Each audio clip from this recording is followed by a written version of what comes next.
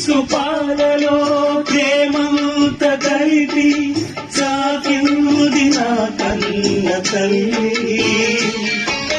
లాలించు పాటలో నీతంత తెలిపి పిలిచింది నాలోన మంచి చపటాలు మోసాలు నాలోన లేవు కలనైన అపకారితాలు చేసిన పాపములా ఇది రావేది శాపములా మారని జనకమా ఇది దేవుడి శాసనమా ఇది కాదా పావురానికి పంజరానికి పెళ్లి చేసే పాడు లోకం